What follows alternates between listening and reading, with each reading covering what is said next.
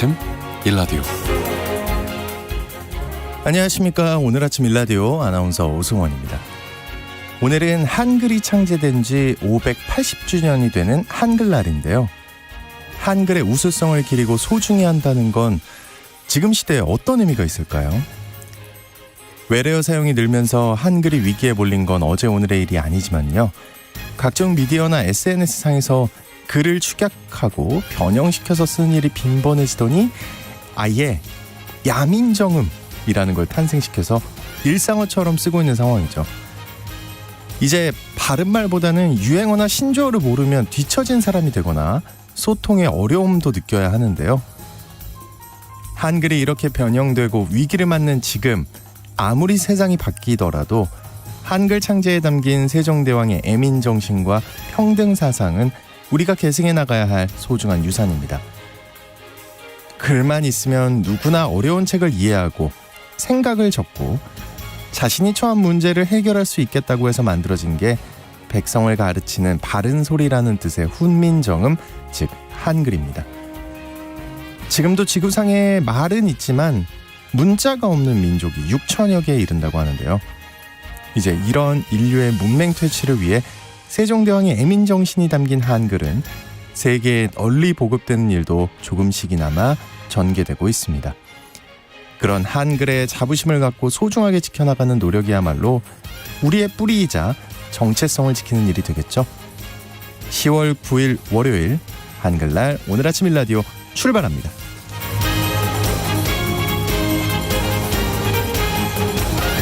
네, 오늘 아침 일라디오 이 시간은 물론 KBS 일라디오의 모든 프로그램은 유튜브 KBS 일라디오 공식 채널이나 모바일 콩 어플리케이션을 통해 실시간으로 함께 하실 수 있습니다. KBS 일라디오 채널 구독과 좋아요, 댓글 많이 부탁드립니다. 네, 매주 월요일이죠. 이번 주 농작업 정보 시간 준비되어 있고요. 건강의료 처방전 시간에는 영국의 담배 전면 금지 소식 살펴보면서 우리의 상황도 살펴보겠습니다. 또 하나의 세상 IT 시간에는요, 우리가 인터넷이나 스마트폰에서 사용하는 폰트는 어떻게 만들어지는지 알아보겠습니다. 자, 오늘 청취자 여러분 참여하실 수 있는 퀴즈 관련해서 드릴게요. 오늘은 한글날이니까 쉽지만 잘 틀리는 맞춤법 퀴즈 나갑니다. 어렵지 않습니다. 네, 요즘 쌀쌀한 날씨에 국물 음식 많이 찾게 되는데요. 연휴니까 오늘은 집에서 김치찌개 끓여 드셔도 좋지 않을까요? 여기서 문제입니다. 찌개의 맞춤법을 많이 틀리시는데요. 그 찌개 할 때 개, 이 개자를 어이로 쓰시기도 하고 아이로 쓰시기도 하죠. 여기서 문제. 김치찌개의 올바른 맞춤법을 써서 문자 보내주시죠. 추첨을 통해 농촌진흥청에서 제공하는 웰빙 혼합 잡곡 세트를 한 분께, 향긋한 커피를 드실 수 있는 모바일 커피 쿠폰을 4분께 드리겠습니다. 방송에 참여하실 분들은 단문 50원, 장문 100원이 드는 유료 문자 샵 9730으로 보내주시기 바랍니다. 유익한 정보와 살아있는 이야기가 있습니다. KBS 오늘 아침 일라디오.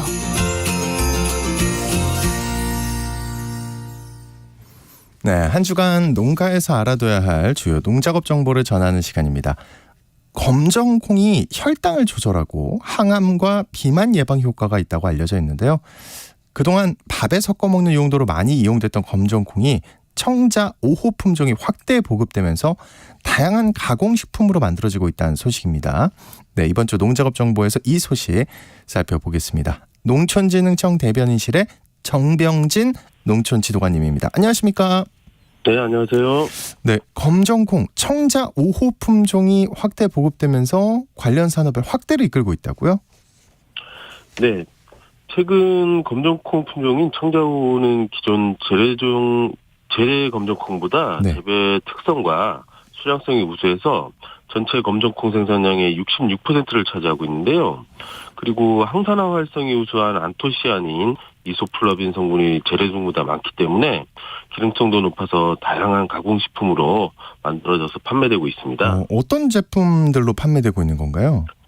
네, 청자호 콩의 재배 면적이 늘어나면서 이게 안정적으로 검정콩의 공급이 가능해져서 네. 검정콩 두유, 두부, 콩부각, 볶음콩 등 다양한 가공식품으로 만들어져 활발하게 판매되고 있는데요. 최근에는 발효식품 전문 제조업체와 협력을 해서 검정콩의 맛과 영양을 그대로 담은 토장도 선보이고 있습니다. 특유의 구수함과 감칠맛으로 인기를 얻고 있다고 합니다. 근데 토장이 뭐예요? 좀 생소한데 어떻게 만드는 건가요? 네, 토장이라고 하면 좀 생소하게 느끼시는 분들 많을 것 같은데요. 네.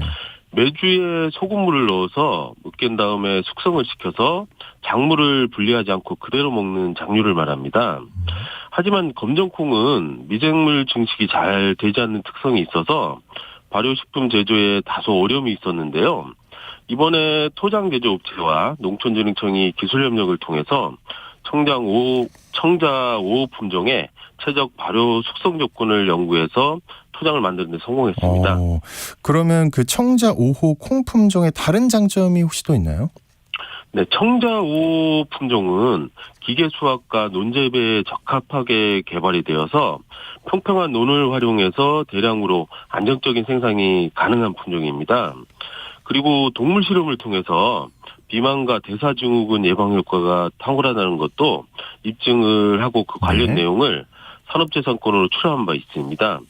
앞으로 다양한 검정콩 가공 제품들이 늘어날 것으로 기대되고 있습니다. 네, 검정콩 어렸을 때부터 그 부모님들이 하도 먹으라 그래가지고 먹으면 왠지 건강해질 것 같네요. 좋은 정보 감사하고요.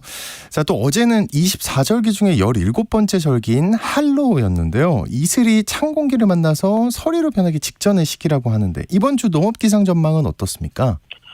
네, 말씀하신 대로 농촌 지역에서는 기온이 더 떨어지기 전에 벼, 고구마 등의 농작물을 적기에 수확해야 해서 매우 바쁜 시기입니다. 이번 주는 오늘부터 내일 오전까지 중부지방 등을 중심으로 곳곳에 약간의 비가 예보되어 있습니다. 그리고 다른 날들은 대체로 맑을 것으로 예상됩니다. 기온은 아침이 8도에서 16도, 낮에는 19도에서 24도로 평년과 비슷하겠습니다. 네. 이번 주 농가에서 실천해야 할 주요 농작업 정보도 알아보겠습니다. 먼저 벼농사인데요. 어떤 관리가 필요할까요? 네, 이번 주부터는 중만생종배의 수확 작업이 본격적으로 시작될 것 같은데요. 지금 시기면 지역별로 차이는 있겠지만 벼 수확은 평균 한 20% 정도 됐을 것으로 예상이 됩니다. 이번 주부터 다음 주까지는 벼베기가 집중적으로 이루어질 것 같습니다. 네. 벼는 너무 일찍 수확하게 되면 덜 익은 벼 비율이 증가하게 되고 반대로 늦게 수확하게 되면 깨지거나 피해 입은 쌀이 많아져서 품질이 떨어지기 때문에 적기에 수확하시는 것이 매우 중요합니다. 벼의 수확 적기는 산물 수매벼의 경우 수분 함량이 25% 이하일 때 수확하면 되고요.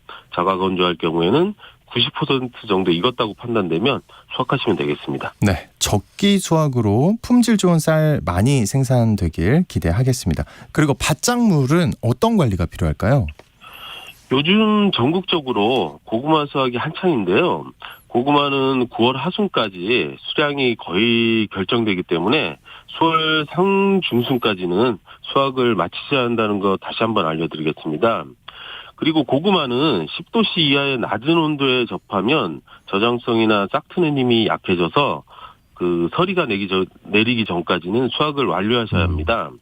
그리고 수확한 고구마는 수확 후 일주일 이내에 온도 30도에서 33도씨, 습도 90 내지 95%에서 4일 정도 아무리 처리를 한 다음 직사광선이 들지 않고 통기가 잘 통하는 창고에서 10 내지 15일간 예비 저장을 하시면 되겠습니다. 네, 설이 내리기 전에 빨리 수확하셔야겠습니다. 그리고 마지막으로 그 날씨가 추워지는 시기 축산 농가에서 신경 써야 할 일은 어떤 게 있을까요? 네, 겨울철에 많이 발생하는 아프리카 돼지열병, 조류 인플루엔자 등에 대한 철저한 방역 관리가 매우 중요한 시기입니다. 축산 농가에서 반드시 실천해야 할 방역 관리 방법 알려드리겠습니다. 네. 첫 번째는 농장 내부를 깨끗이 청소하고 관리하시고요. 그리고 매일 소독해 주시기 바랍니다. 두 번째로는 축사 출입 시에는 장화 갈아 신기와 손 소독을 잘 해주셔야겠습니다. 그리고 세 번째로 축사 차량 입출입에 대한 통제를 철저히 해주실 것을 당부드리겠습니다. 네, 평소에 축사의 방역 관리 철저히 해주셔야 하겠습니다. 이번 주 농작업 정보 잘 들었습니다. 지금까지 농촌진흥청 대변인실의 정병진 농촌지도관님이었습니다. 고맙습니다. 네, 감사합니다.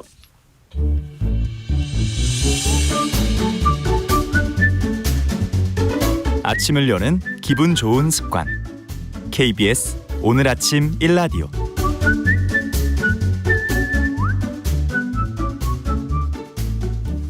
네, 의료 서비스와 질병에 대한 다양한 이슈와 정보 살펴보겠습니다. 약이 되는 건강의료 처방전 시간. 오늘은 영국의 담배 전면 금지 소식과 중독성 물질 이야기를 준비하셨다고 합니다. 박한슬 약사님 나오셨습니다. 안녕하십니까? 안녕하십니까? 야, 궁금하네요. 영국에서 그러면 담배를 그냥 금지하는 게 아니라 전면 금지인가요? 이거 사실입니까? 네, 정말로 금지하는 건데요. 이게 지금 당장 금지하는 건 아니긴 합니다. 아, 네. 이제 어떤 거냐면 이제 나이에 따라서 순차적으로 금지를 하겠다는 되게 나이? 독특한 방식을 택했어요. 나이가 들어갑니까 왜? 이런 그러니까 미성년자 이런 거예요? 네, 그래서 잘 이해가 안 되실 테니 네. 좀 자세히 설명을 해드리겠습니다. 네. 이제 우리나라랑 한번 비교를 해보면요. 우리는 이제 법적으로 만 19세가 되는 해에 1월 1일부터는 이제 술과 담배를 청소년들도 할 수가 있지 않습니까? 네. 그래서 이제 딱 20살 되는 해 12시 땡 하면 그죠. 네, 그럼 술집에 막 들어가고 이런 경험 있으시 않아요? 아니 근데 그 얘기를 하면서 왜, 네. 왜 이렇게 얼굴이 빨개지는 거예요? 본인 얘기 아닙니까? 이거? 아, 뭐 그렇죠. 네. 원래 그때는 또 그게 나름의 흥미 그쵸, 포인트이기 재밌죠. 때문에. 에이, 뭐 저도 그랬습니다. 네.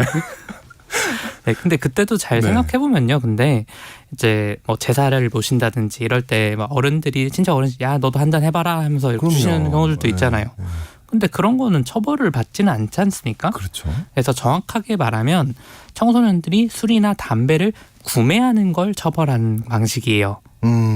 우리 행위에 대해서는 처벌할 수가 없다는 거죠. 네. 그래서 이제 이게 어떤 거 이거를 똑같이 하는 건데 이제 영국에서는 2009년생부터 2009년생들이 성인이 돼서 이제 담배를 구매할 수 있는 연령이 될 거 아닙니까? 네. 그럼 그때부터 연령을 한 살씩 올리는 거예요. 그러니까 그러니까요. 그러니까 내가 20살부터 담배를 살 수 있다고 하면은 2009년생들이 20살이 되는 해에는 금지. 21살로 올리는 거예요. 21살부터는 살 수 있다. 저 2009년생 영국 정부가 2009년생을 특별히 좀 미워하는 거 아닙니까? 그럼 그때 그분들 입장은 되게 약오른 느낌이 들 수 있죠. 그럴 수 있죠. 20살 되면은 이제 이제 땡 했는데 갑자기 내년부터 된다고. 그러니까 2008년생한테는 해당 사항이 없는 거 아니에요? 맞습니다. 그러니까 그냥 2009년생부터 이런 걸 해서 이제 2010년생도 당연히 안 되고 네. 그 이유는 쭉 못하게 해서 일종의 금연 세대를 만들겠다는 게 이번 계획의 핵심이에요. 잠깐만요. 그러면 그 정책을 매년 하겠다는 거예요? 네. 2009년생한테만 적용 계속해서? 네. 그러니까 매년 한 살 올려서 이제 2009년생은 내가 늙어 죽을 때까지도 못 피우는- 나보다 한 살 많은 사람만 담배를 살 수가 있는 거죠. 와, 이거 굉장히 생소한데요? 네. 뭔가 이유가 있겠지만 혹시 근데 다른 나라도 이런 좀 강력한 규제잖아요. 이게 이런 거 하는 나라가 있나요?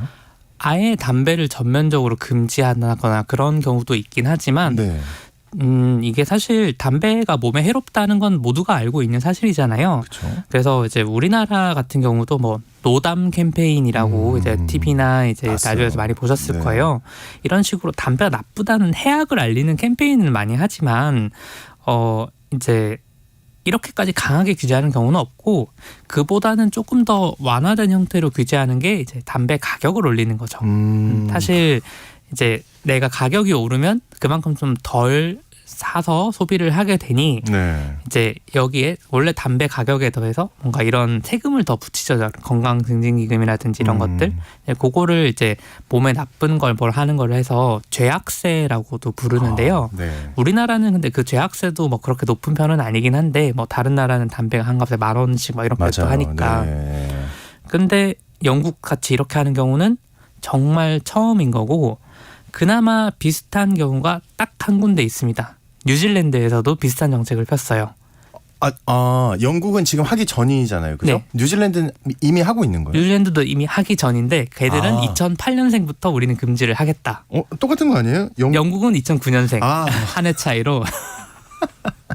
이거 따라한 거예요? 뭐 일단 뉴질랜드가 먼저 발표를 했고 영국도 이렇게 할 만할 것 같다라고 생각을 했는지 이제 네. 뒤늦게 다시 따라를 하게 된 거죠. 근데 이거는 청취자 여러분 아마 모두가 지금 똑같은 생각하실 텐데 100% 이 역효과 있습니다. 그럼요. 네, 이거 부탁하면 되는 거잖아요.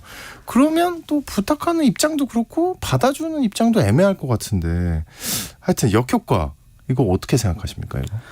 정말 말씀처럼 이제 다른 사람이 대신 사주는 식으로 담배를 편법으로 우회하는 거 충분히 가능하죠. 근데 사실 그것보다는 조금 더 우려되는 지점이 있어요. 이게 제대로 작동하지 않고 오히려 역효과가 더 크게 나타날 수 있다고 생각하는 게 뭐냐면 우리 인류 사회를 봤을 때 실제로 비슷한 시도를 한번 해본 적이 있다는 거예요. 그래요? 이제 바로 1920년대 미국에서 있었던 일인데 1920년대. 그때 금주법이라는 게 만들어진 적이 있었죠. 네네네. 이제 그때는 미국에서 이제 전국 전체 다 금주를 시키고 이걸 15년가량 이제 음주를 금지한 이런 시대가 있었는데 이게 잘 안 됐어요. 근데 그냥 잘 안 됐다 실패했다 정도로는 아시는 분들이 많을 건데 이게 다른 어떤 영향을 미쳤냐면요. 우리 영화 좋아하시는 분들은 뭐 예전에 미국 마피아를 소재로 한 그 대부 같은 갓파더. 네, 갓파더 이런 거 많이 저의 보셨을 인생 거예요. 영화입니다. 아, 예. 그렇군요. 매년 보고 있습니다. 아, 왜 갑자기 할 말이 아니, 이러지? 재밌죠. 아, 네. 너무 재밌죠. 근데 네. 그런 미국 마피아들이 갑자기 확 세력을 키운 게 맞아요. 사실은 이 금주법 시대를 맞아요. 기준으로 하거든요. 네. 사람들이 모두가 원하는 술인데 이걸 팔지 못하니 아 이거 어떻게 구할 데가 없을까? 그러면 불법으로라도 만들어서 파는 사람들이 있고 그러다 보니 이제 마피아의 대명사 같은 이제 알카포네 같은 사람도 그렇게 술을 팔아가지고 세력을 키운 거란 말이죠. 네네. 그런데 이렇게 해서 금주법 끝났어요. 그러면 이제 다시 술을 파니까 괜찮지 않을까 했는데 어차피 조직은 있는 거고 이게 합법이 돼버리니까 얘들이 마약을 들여와서 팔기 딴 시작합니다. 거를 이제 네. 또 다른 나쁜 거로. 그러니까 이미 생겨버린 조직은 뭔가 다른 나쁜 짓을 찾으니까 생기지 않게 만드는 게 제일 중요하다는 거죠. 돈줄을 막아서. 근데 담배도 그런 점에서 보면 술이랑 되게 비슷한 점이 많잖아요. 많은 사람들이 무척 원하는 그렇죠. 상품인데 금지한다고 완전히 막을 수 있나? 라는 건 아닌 거고. 그러면 이제 금주법과랑 비슷하게 얘들이 이런 담배를 그 특정 연령대 밑으로만 판매하기 위해서 어떤 이런저런 불법적인 걸 하지 않을까? 전 무조건이라고 보는데. 네, 그런 우려가 생기는 게 당연하잖아요. 아니 근데 그렇게 똑똑한 그 영국 정부의 인사들이 왜 그랬을까? 전 이해가 안 되는데. 근데 그 갑자기 이렇게 흡연을 금지한 이유가 있나요? 이게 저는 좀 그런 생각을 해요. 네. 이게 담배를 갑자기 규제하기 시작했다고 하면은 뭔가 이유가 있지 않겠냐. 그러면 제일 먼저 떠오르는 생각은 이게 담배가 더 나쁘다는 게 밝혀져서 그런가? 그건 아닙니다. 그때가 사실 예전이 더 심했고 네. 그 담배의 악영향은 그때가 훨씬 더 컸어요. 그럼 갑자기 왜 지금 그러냐? 그러게요. 근데 이거는 저는 제 생각인데 이 정도로 흡연율이 떨어져야지 반발 없이 할 수 있겠다는 생각을 하고 이제서야 추진을 하는 게 아닐까 지금 생각을 해요. 그러니까 한마디로 예전에는 흡연자가 너무 많아서 못했고 지금 좀 떨어져서 이제 네, 할만하다. 이제 좀 약간 때려잡을 만하다라는 생각을 하는 것 같지 않나라는 건데요. 네네네. 영국을 기준으로 좀 말씀을 드리면 네. 이제 1974년도 기준으로 영국의 흡연율이 45.6% 정도 됐습니다. 45%. 그러니까 전 국민의 절반 정도가 핀다는 말인데 만약에 이때 담배 금지하겠다 하면 난리가 난리가 나겠죠. 나죠. 네. 근데 2022년 기준으로 이 비율이 11.2%로 딱 떨어집니다. 엄청나게 떨어졌네요. 네. 그러니까 전 국민의 10%도 많긴 하지만 예전에 45%에 비하면 그러니까. 정말 극단적으로 떨어진 거죠. 그러니까 지금은 할만하지 않을까? 원래도 좀 나쁘게 생각했던 거지만 네, 그런 건데 그럼 우리나라는 어떠냐 살펴보면은 우리나라도 정도는 덜하지만 흡연율이 지속적으로 하락하기는 똑같이 발생을 했습니다. 그래서 우리나라가 2001년 정도의 흡연율이 30% 정도였는데 이제 2021년 20년이 지난 이 시점에 네. 봐서는 이게 19.3%로 많이 떨어졌어요. 그러니까 이제 그래도 영국보다는 2배 정도 되니 이제 금지하기는 좀 많죠. 그러니까 이제 캠페인 같은 거 하고 그다음에 뭐 담배값도 좀 올려보고 이런 시도는 하지만 이렇게 전면적인 금지를 하긴 좀 힘들지 않을까 그렇게 생각을 하고 근데 이게 마냥 그냥 숫자가 적어서 금지한다라고 보긴 좀 힘든 게요.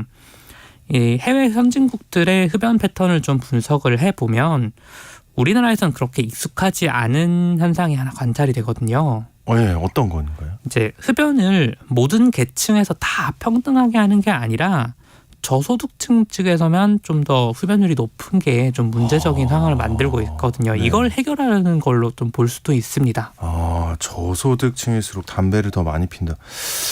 근데 물론 의미가 있긴 한데 그게 더 문제가 되지는 않지 않나요? 맞습니다. 이제 네. 말씀하신 것처럼 이게 그냥 당연히 뭐 직업 특성일 수 있지 않냐. 뭐 어떤 직업들은 뭐 술을 많이 마시는 거, 영업직은 술을 많이 마시지 않냐. 네, 뭐 이렇게 생각할 수도 있는데 이게 수치로 보면 좀 충격적인데요. 네. 그 영국에서는 전문직이나 관리자들은 흡연율이 한 8% 정도밖에 안 돼요. 그런데 이제 상대적으로 소득이 적은 육체 노동자분들은 흡연율이 한 22% 이렇게 차이가 많이 나거든요. 근데 이게 단순히 어떤 직업 특성이라고 보기보다는 그 담배에 악영향을 더 집중을 해야 되는 거거든요. 네네네. 그게 무슨 말이냐면 우리가 좀 어려운 말로 표현하면은 건강 불평등이라는 말이 있습니다. 이게 무슨 말이냐면요. 소득 수준이나 아니면 어떤 직업 차이에 따라서 우리 건강 수준이 차이가 나는 그런 걸 말하는데 네. 일단 영국 얘기를 계속 했으니 영국 데이터로 얘기를 드리면 이제 1분위부터 10분위까지 있을 때 가장 부유한 돈 많은 10분위에서는 건강 수명이 한 70살 정도 됩니다. 그러니까 80살 정도에 죽는다고 생각하면은 한 10년 정도만 좀 앓다가 가면 되는 그 정도 수준인데 네. 제일 가난한 1분위 같은 경우는 건강 수명이 52세에 불과합니다. 그러니까 52세부터는 계속 아프다가 80까지 사는 거예요.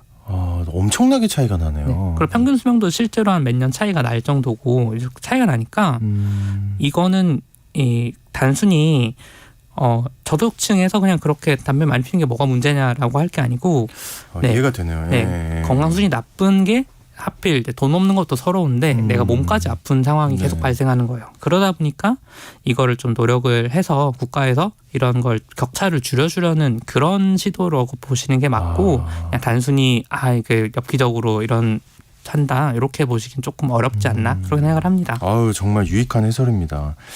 근데 문득 담배 얘기를 하다 보니 궁금증이 드는데 요즘 전자담배를 많이들 피우시잖아요. 이거는 어떤가요? 이것도 결론부터 먼저 말씀을 드릴게요. 네. 이제 일반 담배를 피는 것보단 전자담배가 조금 유해성이 낮긴 합니다. 예. 그렇다고 하더라도 전자담배도 안 피는 게 좋다는 말씀을 드리고 싶은데 제일 큰 이유는 우리가 심혈관계에 문제가 생길 수가 있기 때문이에요. 그러니까 뭐 전자담배 피면은 뭐 타르나 이런 거 좀 덜 먹으니까 좋은 거 아니냐 생각할 수 있는데 이게 사람들이 좀 오해를 하시는 게 담배에 있는 가장 나쁜 물질은 사실은 니코틴이거든요. 이 니코틴이 어떤 작용을 하냐면요. 우리 몸의 혈관을 이렇게 수축시켜주는 역할을 합니다. 근데 그게 어떻게 되냐면 우리 몸에서 심장이 뛰어서 혈액을 온몸으로 보내준다는 네. 건 다들 아시잖아요. 예. 그런데 사실은 심장 혼자 하는 게 아니에요. 같이 있는 동맥들도 이렇게 꿈틀꿈틀 하면서 같이 혈액을 짜서 보내주는 늘어났다 줄어들었다 하면서 그런데 이 기능이 떨어지게 되는 거죠. 니코틴 때문에 혈관이 계속 수축하는 경향을 보이면 얘가 딱딱하게 굳는 거예요.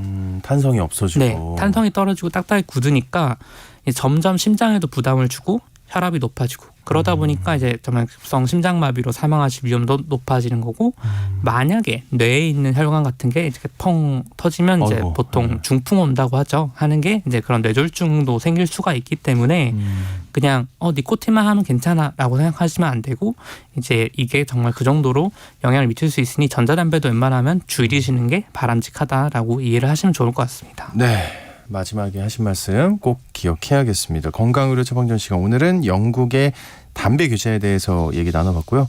이거 성공할지 안 할지 지켜봐야겠습니다. 네, 박한슬 약사님과 함께했습니다. 오늘 고맙습니다. 감사합니다.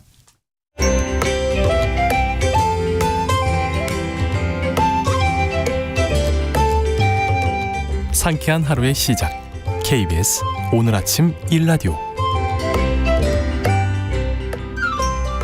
네, 우리가 반드시 알아야 할 또 하나의 세상 IT 시간입니다. 오늘은 인터넷이나 스마트폰에서 사용하는 한글 폰트가 이게 어떻게 만들어지는지 얘기 나눠보겠습니다. 히든브레인 연구소의 송태민 소장님 나와주셨습니다. 안녕하십니까? 네, 안녕하세요. 이거 진짜 한글날이라고 하면 한글에 대한 생각만 했는데 네네네. 이거 맞네요. 이거 어떻게 만들까 생각은 안 해봤어요. 폰트는. 그죠. 네. 그리고 이제 한글날 하면은 항상 이제 세종대왕에 관련된 이제 뉴스가 제일 많이 나올 것 같은데. 그렇죠. 오늘은 이제 폰트에 대해서 한번 얘기를 해보도록 하겠습니다. 일단은 폰트라는 단어부터가 사실 영어잖아요. 그래서 그렇죠. 약간 아쉽긴 해요. 이게 뭐 한글로 하면은 뭐 글꼴, 글자체, 뭐 글씨체 뭐 다양할 것 같은데 사실 이제 폰트라는 단어가 워낙 많이 썼기 때문에 오늘은 아쉽지만은 폰트라는 단어로 이제 얘기를 하도록 하겠습니다. 네. 근데 이 폰트는 어떻게 만들어지게 되는 거예요? 일단 이게 되게 궁금하고요. 설마 이거 한 글자씩 그리는 건 아니죠? 뭐 그럴 수도 있는데 일단은 다른 스토리 먼저 설명드릴게요. 예. 일단 폰트를 만든 사람이 누굴까? 뭐 외국 사람이겠지만은 이거 말고 한글로 만든 한글 폰트를 폰트만. 만든 사람이 누굴까를 제가 조사를 해봤어요. 갑자기 생각도 안 해봤는데. 네, 조사를 해보니까 두 분이 나오시더라고요. 최정호 선생님하고 최정순 선생님이에요. 근데 두 분 다 2000이 아니라 1916년, 1917년생이세요. 그러니까 굉장히 이제 예전 분이신데 네. 예전에 인쇄미술 쪽을 하셔가지고서 최정순 선생님 같은 경우는 이제 컴퓨터 폰트의 기초를 만들었어요. 그래서 1985년도가 그분이 이제 69세일 때 컴퓨터로 폰트를 만든 거죠. 아마 들어본 적 있는 폰트일 거예요. 도듬체, 알죠. 바탕체. 네, 바탕체 아주 잘 알죠. 이거를 처음에 이제 한국에서 만들게 된 거죠. 야, 근데 연세가 꽤 있을 때 만드셨네요. 네. 69살에. 그죠. 왜냐면 아마 그 당시는 제가 뭐 안 살아봐서 잘 모르겠지만은 아마 그 당시에는 컴퓨터가 처음 도입이 되면서 한글로 된 폰트가 필요한데 한글에 대해서 제일 연구를 많이 하고 만든 사람이 누굴까라고 했더니 과거에 이제 신문에 이제 인쇄를 했을 거잖아요. 네. 그래서 그때 이제 활자체를 만들었던 분들이 이대로 이제 컴퓨터도 같이 만들었다라고 보시면 될 것 같고요. 근데 사실 이런 자세한 정보는 찾다 보니까 국립 한글 박물관이라는 게 있더라고요. 네. 그래서 오늘 쉬는 날이니까 아이들하고 그 용산에 있는 거죠? 네, 맞아요. 네, 알고 국립중앙박물관 있습니다. 옆에 있더라고요. 맞아요. 그래서 또 가보시면 어떨까라는 생각이 또 들기도 했습니다. 그다음에 또 이제 물어보셨던 한 글자씩 만들어야 되냐? 그러니까요. 네, 제가 이제 사실 좀 이따가 제가 직접 폰트를 만드는 거 이야기도 해드릴 건데 직접 하다 보니까 이제 알게 되는 것들이 좀 있어요. 우선 폰트 제작에는 조합형하고 완성형이라는 게 있습니다. 조합형, 네. 완성형. 말 그대로 조합은 뭔가 조합하는 거예요. 한마디로 초성, 중성, 종성을 합해가지고서 네. 서로를 조합을 시키는 거. 초성은 당연히 뭐 기역, 니은, 네. 중성은 아야, 어여, 종성 뭐 받침이 되겠죠. 네. 이렇게 이제 수십 개를 만들면 되는 건데 뭐 가나다라 그다음에 아야, 어여 이런 것들 글자만 만들어서 조합을 자동적으로 하는 거예요. 그러면은 하나씩 만들어 놓으면 조합은 알아서 되게. 네. 그러면은 자연스럽게 뭐 강이라고 하면은 기역 그려놓고 그려놓고 이응 받침을 그려놓으면은 하나로 합쳐지는 거죠. 근데 이게 자연스럽게 만들어지진 못해요. 그래서 디자인을 할 때 다 다르게 합니다. 예를 들어서 초성만 한번 생각을 해보세요. 제가 기역을 만들 겁니다. 네. 기, 예. 그, 네. 김, 예. 금, 귀. 한마디로 이 종성과 이 중성과 종성이 따라서 기억의 모양이 다 조금씩 달라질 거예요. 맞아요. 네, 뭐 우리가 기억만- 글씨 쓸 때를 네. 생각해 보면 그렇죠. 네, 그렇다 보니까 초성 한 개로 뭐 최소한 6가지에서 20개까지 만들어야 돼요. 그러면은 엄청나게 많이 소위 말해서 이제 반복 작업을 해야 되는 거죠. 네, 그렇게 됐을 때 한글로 표현이 가능한 우리가 채팅에서 쓰는 최대의 음절 이 글자는 몇 글자일까요? 한글로 쓰는 최대 음절이요? 네네. 최대로 쓸 수 있는 거는 11,172글자예요. 그 경우의 수가. 네네. 경우의 수가 그만큼 나오기 때문에 네. 전부 다 만들어야지만 사실 폰트로서 사용이 가능한 거죠. 네. 11,000개를 만들어야 폰트로 등록하는 거예요? 맞아요. 그러면은 아까 조합형은 그나마 초성, 중성, 종성을 만들어 놓고 자동적으로 조합한다고 했는데 물론 패턴에 따라 다르겠지만은 완성형이라고 하면은 이 11,000글자를 한 글자 한 글자씩 다 만들어 놓는 거를 완성형 폰트라고 해요. 그러면은 이제 엄청나게 또 이제 힘들 수밖에 없는 네. 이런 부분이잖아요. 그래서 네, 네. 선택적으로 또 만들게 됩니다. 예를 들어서 우리가 사전에 등록돼 있는 이 표준어에 사용되는 이 단어 음절은 2,780자예요. 아까 많지는 않네요. 네, 많지는 않죠. 경우의 수는 이제 한 5배 정도가 됐는데 네. 근데 우리가 소위 말해서 외계어라는 걸 좀 쓰잖아요. 그렇죠. 네. 많이 쓰죠. 채팅을 하면서 외계어라는 걸 쓰다 보니까 자연스럽게 2,780자 가지고선 부족하고 약 3,200자 정도를 만들어야지만 보통 이제 요즘 친구들이 쓸 수 있는 단어들을 표현해낼 수 있다라고 얘기를 할 수 있을 것 같습니다. 네. 그다음에 사실 이제 폰트 제작 과정 자체가 거의 공개돼 있지 않아요. 그래서 아마 관련된 책이 있나 책을 찾아봐도 없고 인터넷에서 찾아봐도 사실 공개돼 있는 게 거의 없습니다. 그거 왜 그런 거예요? 이게 약간 굉장히 이쪽 폰트 관련된 사람들이 굉장히 폐쇄적인 문화가 좀 있어요. 그래서 이건 우리만 만들 수 있어 라는 부분이 솔직히 좀 강하기 때문에. 소장님은 만드셨잖아요. 네, 저도 이거를 공부하기까지가 굉장히 오래 걸렸고요. 네, 저도 이제 폰트를 만든 지가 벌써 한 15년, 16년 정도 됐는데 그 전에도 그 방법을 알아내는데 굉장히 힘들었던. 근데 소장님이 전 더 궁금해요. 그거 갑자기 왜 만들려고 하신 거예요? 저는 폰트가 기본적으로 이제 저작권 문제가 좀 있거든요. 많은 사람들이 그냥 폰트 다운받아서 쓰면 되는 거 아니야? 라고 했는데 썼다가 갑자기 뭐 송장이 날라오고 막 이렇거든요. 그래서 저작권 문제가 분명히 존재하는 거다 보니까 사람들이 저작권에 관련 없이 마음껏 썼으면 좋겠다라고 해서 제가 이제 스스로 이제 폰트를 만들게 되고 얘를 한 120개를 만들었어요. 그래서 폰트를 120개 만드셨다고요? 네네. 만들어서 무료로 다 배포를 하고 있다라고 보시면 될 것 같아요. 와, 대단하십니다. 예. 어우, 충격적인데요. 네. 그 시간은 얼마나 걸리셨어요? 그렇게 많이 보통 만들기까지? 폰트 하나 만드는데 아까 외계어 포함해서 약 3,200자를 만든다고 했잖아요. 그렇기 때문에 한 빠르면은 한두 달이고 보통은 3, 4개월 그럼 정도의 시간이 한두 달, 걸립니다. 예를 들어 한 석 달을 평균으로 잡으면 네. 그 석 달 동안 계속 그거에 매달려야 되는 거 아니에요? 맞아요. 그래서 회사를 다니다가도 밤 되면 잠깐 이게 또 작업을 하고 몇 시간씩 작업을 하고 이래야지만 완성이 되기 때문에 뭐 지금 이제 한 15년 동안 만든 거잖아요. 그래서 1년에 한 10개를 만들었으니 와, 엄청나게 저도 어이구, 노력을 했겠죠. 어우, 장난 아니에요. 네. 아, 근데 궁금한 게 네네. 그 폰트 만드는 분들이 굉장히 폐쇄적이라 그랬잖아요. 네. 그거 혹시 엄청나게 수익이 나서 그런 거 아니에요? 그것보다는 네. 아까는 이런 디자인기 제가 디자인 쪽에서 오랫동안 일을 해왔으니까 네네네.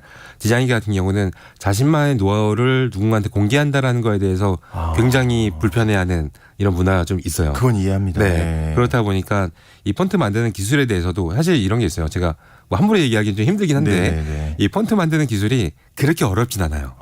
근데 사실 중요한 건 기술이 아니라 폰트를 만들어낼 때 표현할 때 이 미학적인 디자인적인 감각이 훨씬 더 중요하거든요. 그래서 아마도 폐쇄적으로 했던 거는 기술 자체는 어렵지 않은데 이 사람들이 이거 뭐야 툴도 어렵지 않고 프로그램 어렵지 않네 누구나 할 수 있는 거 아니야? 이런 생각을 가질까 봐 아마 그거를 애초에 좀 차단한 게 아닐까라고 생각이 들고요. 네, 사실은 이제 그 폰트 한 글자 한 글자씩 만들기 위해서 이응은 어떻게 만들고 미음, 기억은 어떻게 디자인하는 게 사람들이 가장 사용성이 좋은가, 편의성이 좋은가를 연구하는 게 되게 중요하거든요. 네네. 네, 그런 것들보다는 사용 툴이 어렵지 않네. 이걸로 그냥 쉽게 받아들일까 봐 아마 폐쇄적으로 간 거라고 생각합니다. 뭔가 디자인이라는 그 단어가 준 어떤 무게감, 네. 그런 거를 더 중요하게 생각하신 것 네. 같습니다. 근데 아무래도 현재 요즘 이제 디지털 세상이니까 네네. 한글 폰트가 정말 더 중요한 것 같은데 네. 그러면 기존에 있던 한글 폰트와 요즘의 한글 폰트가 차이점이 있습니까? 그죠. 그래요? 예전에는 네. 인쇄가 기본적으로 사용되는 폰트가 굉장히 많았다면은 지금은 디지털 기기죠. 핸드폰으로 보는 거나. 근데 네. 그 매체만 다르지 비슷한 거 아니에요? 이게 또 이제 디자인 쪽으로 가면은. 나왔군요. 디자인. 죄송합니다. 이게 좀 어려울 수 있는데. 당연하죠. 예. 네. 아무래도 보는 거에 따라 좀 다를 수밖에 없어요. 이제 인쇄했을 때 눈에 가장 잘 띄게끔 만드는 것과 이 화면에서 봤을 때 이쁘게 나오는 것들. 그다음에 사실 이쁘게 디자인 쪽에서는 또 중요한 게 이쁜 게 또 중요한 게 아니에요. 이걸 봤을 때 사람들이 가장 적합한 이런 모양으로 나오게끔 하는 거. 한마디로 이 화면에서 나왔을 때 핸드폰 화면 혹은 컴퓨터 화면 대형 화면에서 봤을 때 더 네. 또렷하게 잘 보여야 되기 때문에 무조건 이쁘다고 해서 중요한 게 아니거든요. 그래서 그런 부분에 대해서도 그냥 연구를 하고서 폰트를 제작하게 되는 거고. 이야, 심오하네요. 예. 여기서 약간 이제 다른 얘기 해볼게요. 네. 탄소 중립에 대한 이야기도 폰트랑 또 관련이 됐어요. 예? 네. 무슨 상관? 탄소 중립. 저 머리가 멈췄어요. 이거 무슨 연관이 있죠? 네, 상관이 왠지 없어 보이지만은. 전혀 없을 것 같은데. 네, 그렇죠. 예. 근데 이제 한마디로 탄소 중립이라고 하면은 불필요한 에너지 사용을 줄이고서 미래에 지속 가능한 그쵸, 이런 생활을 그쵸. 위해서 폰트를 쓴다라는 건데 폰트를 사용하게 되면 사람들이 뭐 핸드폰에서 보는 경우도 있겠지만은 보통은 이제 회사 생활에서 일회용성으로 해서 보고서를 인쇄를 하고 그다음에 뭐 제출을 하고 이러잖아요. 그렇죠. 근데 인쇄용 폰트를 이 에코 폰트라고 따로 만들게 돼요. 근데 갑자기 이해가 될 것 같아요. 네. 무슨 말인지 알 것 같아요. 그래서 예. 그 폰트 글자가 예. 예를 들어 기억이라고 하면은 예. 기억 안에다가 빵꾸를 내요. 빵꾸? 네. 구멍을 내죠. 빈 공간을 네, 빈 일부러 공간을 일부러 만들어서. 막 내서 인쇄가 거기는 안 되게끔 하는 거예요. 그러니까 한마디로 잉크를 줄이자. 맞아요. 그럼 잉크를 줄여서 하는 것들이 보통 한 30-40%의 인쇄 그 잉크를 줄여서 인쇄를 할 수 있다는 거예요. 그러니까 자연스럽게 프린터도 더 오래 쓸 수 있는 거고. 그렇죠. 네. 전기도 조금 아낄 맞아요. 것 같고. 그렇다 보니까 근데 또 눈으로 보면은 사실 이제 약간 흐려 보이긴 해요. 네, 흐려 보이긴 하는데 뭐 알아보는 데 지장은 없기 전혀 때문에 없고. 네, 그런 식으로도 이제 폰트가 또 변형시켜서 또 다양하게 활용되고 있다라고 보면 될 것 같습니다. 근데 저도 사실 그 방송국에서 일하다 보니까 네. 우리는 이 프린트할 게 엄청 많잖아요. 네, 맞아요. 저도 그 생각 한 적 있는데 이거 진짜 좀 환경을 해칠 것 같은데. 그렇구나. 그 소장님이 아까 네. 직접 폰트 만드셨다 그랬잖아요. 네, 맞아요. 어떤 폰트인가요? 소개 좀 해주세요. 네. 찾으면 찾을 수 있습니까? 지금 네, 일단 한글에서? 제 닉네임이 어비잖아요. 그쵸. 그래서 어비 어비체? 폰트, 어비예 맞아요. 어비 폰트예요. 그래서 어비 폰트 같은 경우도 이제 아마 근데 청취자분들도 많이 봤을 거예요. 진짜요? 네, 제 폰트가 TV나 뭐 유튜브나 이런 데서 혹은 뭐 간판에서도 굉장히 많이 쓰거든요. 그러니까 무료로 했기 네, 때문에 전부 다 무료로 했기 때문에 왠지 방송에서도 자막으로 송글씨 폰트가 나온다. 그러면 대부분 제 거예요. 네, 그만큼 굉장히 많이 점유율을 제가 차지하고 있고. 네. 몰라 뵀습니다. 네, 아닙니다. 네네네. 그다음에 뭐 편집 앱이라든지 카카오톡 얘도 이제 기본적으로 제 폰트가 들어가 있어요. 잠깐만요. 내장돼 있어서 본것 같기도 하고. 네. 그래서 설정해서 어비 폰트를 고르면은 바꿔서 쓸 수 있을 만큼 굉장히 많이 뭐 쓰이고 있다. 그러면 지금 소장님이 쓰는 그 모든 기기의 폰트는 다 어비체입니까? 모두 다는 아니지만 어느 정도는 이제 하고 있어요. 송글씨체이기 때문에 네. 가독성이 무조건 좋다라고 얘기할 수는 없기 때문에 개성이 좋은 거지. 네, 그래서 이런 부분이 좀 있을 것 같고요. 그러니까 저는 애초에 만든 것 자체가 사실 디자이너들이 이 저작권 부담 없이 마음껏 만들기 위해서 만들었기 때문에 좀 많이 더 사용을 했으면 좋겠고, 그다음에 요즘은 사실 캘리그라피라고 하잖아요, 송글씨를. 네. 근데 캘리그라피가 사실 서예의 영어 버전이긴 해요. 근데 요즘은 캘리그라피보다는 약간 그 멋글씨라고 표현을 하더라고요. 그래서 멋글씨를 이용해 가지고서 폰트를 만드는 것들도 앞으로 좀 많이 대중화가 되면 좋지 않을까라고 생각이 들기도 하고요. 근데 좋은 일 하셨습니다. 저라도 박수를. 감사합니다. 예. 그리고 오늘 네. 새로운 폰트가 오픈됐어요. 오늘요? 네. 무슨 갑자기? 제가 이제 제 또 만드셨습니까? 네, 제 손글씨로 해서 만들었기 때문에 마음껏 이제 무료로 쓰시면 됩니다. 아이고 알겠습니다. 그 어비 소장님도 오늘 이제 폰트를 공개하신다 그랬지만 그 기업들도 요즘은 네. 뭐 무슨 폰트 해가지고 많이 공개를 하는 것 같은데 이게 자연스러운 행사가 된 것 같아요. 요즘은. 맞아요. 이제 아예 기업들이 이제 자신의 브랜드 아이덴티티를 만들어낼 수 있는 하나의 이제 마케팅 수단이 된 것 같아요. 물론 폰트 하나 만드는데 제가 비용을 말씀드릴 수는 없지만은 굉장히 고가거든요. 네, 꽤 많이 고가예요. 그래서 그 고가를 들이면서까지도 각 회사들은 자신의 이제 서비스나 회사 기업 홍보를 위해서 많이 만들고, 아마 오늘도 오후부터는 아마 많은 기업들이 또 오픈을 할 거라고 예상이 들어요. 그래서 막 그것도 지켜보시면 좀 재밌지 않을까라고 생각이 들기도 합니다. 그렇군요. 마지막으로 한글 폰트의 미래 어떻게 예상하시나요? 네, 이것도 역시 인공지능이 잡아먹습니다. 진짜요? 네네. 아까 이 폰트 제작 기술이라든지 이런 것들이 비공개로 많이 된다고 했는데 이제는 인공지능이 전부 다 이 부분까지 들어왔어요. 그래서 이제는 사람들이 한 100글자 정도만 써주면은 알아서 폰트가 만들어지는, 아까 11,000자가 만들어지는. 만 개. 그렇죠. 그 인공지능이 뭐 3,000개만 하고 멈추지는 않겠죠. 맞아요. 그래서 이제는 폰트 제작 과정을 이제 숨기려고 해도 숨길 수가 없는 상황이 돼버린 게 바로 이 인공지능으로 인해서 변화버린 이쪽 세계다라고 보면 될 것 같습니다. 세상입니다. 세상. 네. 또 하나의 세상 IT 시간. 오늘은 우리가 일상적으로 사용하는 한글 폰트에 대해서 여러 이야기 나눠봤습니다. 그 어비체의 주인공 이든 브레인 연구소의 송태민 소장님과 함께했습니다. 오늘 고맙습니다. 감사합니다. 네, 오늘 퀴즈의 정답은요. 김치찌개의 아이였습니다. 근데 보다 보니까 정말 많은 분들이 오답을 올려주셨거든요. 네, 중복 당첨 여부 확인 후에 홈페이지에 당첨자 올려놓겠고요. 생각보다 오늘 출근하시는 분들이 꽤 있네요. 네. 0994님도 출근하신다 그랬고, 춥습니다. 따뜻하게 입고 잘 출근하시길 바라겠고요. 전 내일 다시 생방송으로 돌아오겠습니다. 모두 좋은 하루 보내세요.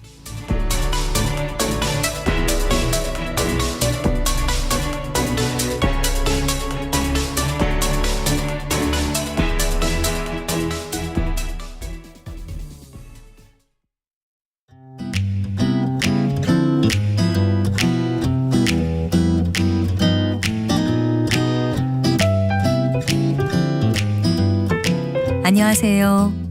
바른말 고운말입니다. 오늘은 세종대왕께서 훈민정음을 반포하신